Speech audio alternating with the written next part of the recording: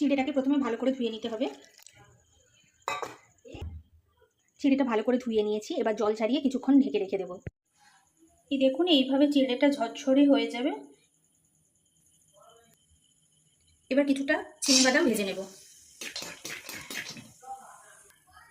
কিছুটা কাজু বাদামও ভেজে নেব। আমার বাদামটা ভাজা হয়ে গেছে, এবার তুলে নেব। খুব বেশি ভাজবো না, তাহলে তেতো লাগবে। এবার এই তেলে গাজরটা ভেজে নেব।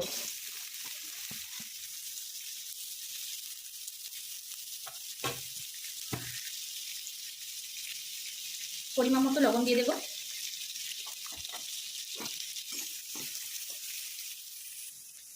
গাজরটা ভাজা হয়ে গেছে, এই দেখুন কেটেও যাচ্ছে।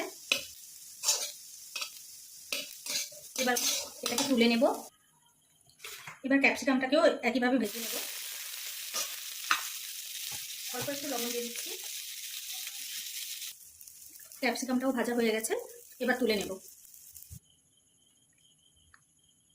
এবার কড়াইতে তেল গরম করে দিয়ে দেব গোটা গরম মশলা।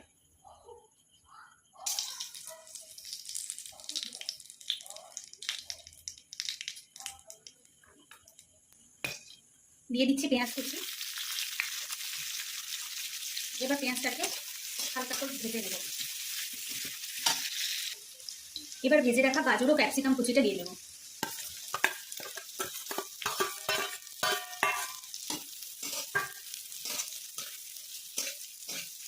দিয়ে দেবো কাজু বাদাম ভাজা। চিনি বাদামটা খোসা ছাড়িয়ে নিয়েছিলাম, এবার ওটাও দিয়ে দেবো।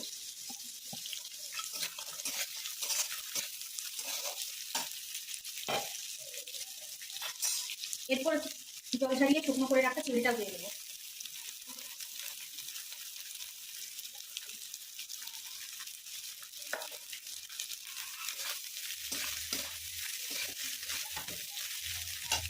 দিয়ে দিচ্ছি পরিমাণ মতো লবণ। সবকিছু একসঙ্গে একটু ভালো করে ভেজে নেব।